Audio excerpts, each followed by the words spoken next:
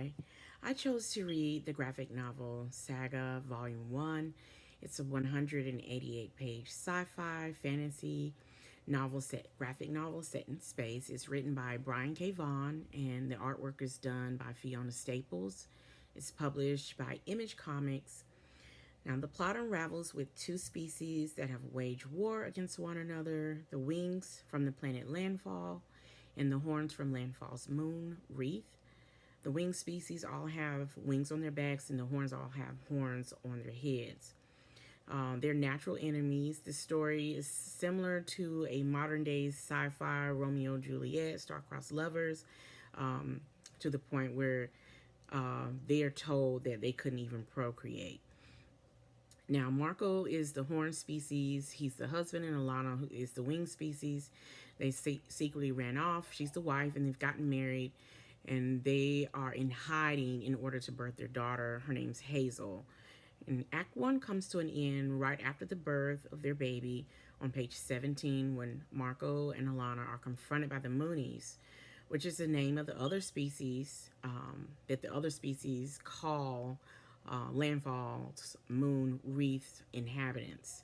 It's a derogatory name everyone calls the horns moonies because they come from the moon. Now, they are attacked by the Moonies along with Robot Kingdom's Royal Coalition, and they are actually saved by them miraculously, the enemies killing one another, trying to fight for them. So they actually have snuffed each other out, and they're standing there not able to believe that they're still safe. That's where Act 2 begins, and they encounter an ally by the name of Isabel, who's a child ghost that lives in the forest that's in the land that's been ravaged and deserted by the war. Now, Isabel helps them. She's trying to help them to reach a safe place across the galaxy on planet Cleve, where there's supposed to be a rocket ship in Rocket Ship Forest. However, they're being heavily pursued by freelancers and bounty hunters named the Wheel and the Stalk, as well as Prince Robert IV from the Robot Kingdom and a member of the Royal Coalition. Now, the Wheel looks like a regular human, and the Stalk is a giant spider lady. They're former lovers that are estranged, and it seems that the Wheel feels like the Stalk is a better freelancer or bounty hunter than him because he completely gives up his search for the runaway family when he hears she's competing against him. Either way, this story has a solid theme of family that is intricately woven throughout the pages, of realistic dialogue and fantastic artwork. We can even see the character arc beginning from Marco, who's considered a peaceful objector. He hates violence and always tries to talk and reason with his enemies. You can see him struggling with that choice every time they're attacked. And then finally, when one of the Moonies does shoot Alana, he loses it and solely demolishes the whole group in anger. We can see that he's changing and realizing that he will do anything to protect his family, even kill for them. This is where Act 2 ends on page 132. The third act begins with the Will, and he's just attempted to rescue a 6-year-old girl from Planet 6 Trillion's whorehouse. This is where he had planned to enjoy the money that was advanced to him for killing Alana and Marco.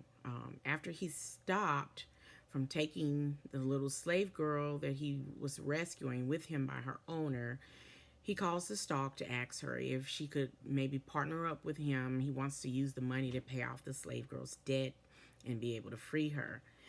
This is when, while they're on the cell phones, that he hears the Stalk is shot and killed by Prince IV, and he vows to murder him. Now, Marco and Alana and Isabel eventually find the rocket ship, and the only way to get the ship to receive them and fly them away is if they give it a sacrifice. So Marco decides to sacrifice his sword that's been in his family for thousands of years. He breaks the blade in half, and the ship lights up, and they're able to blast off. And just as it seems that everything was successful, is when they're attacked again. And this is when Marco also decides he'll fight for his family once more.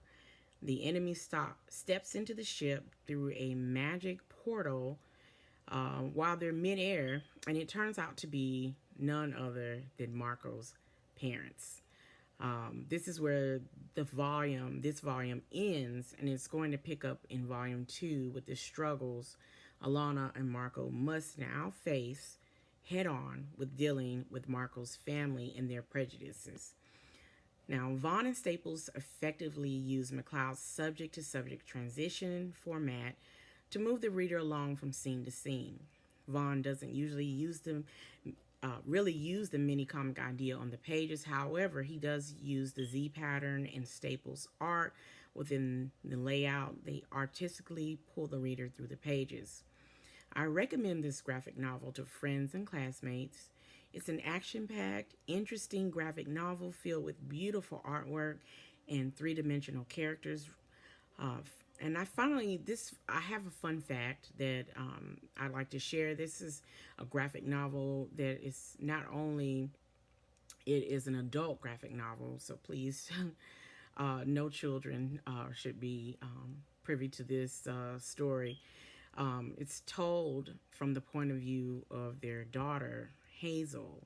So she's relaying their family's history, and she's telling their family story of how they ended up where they are.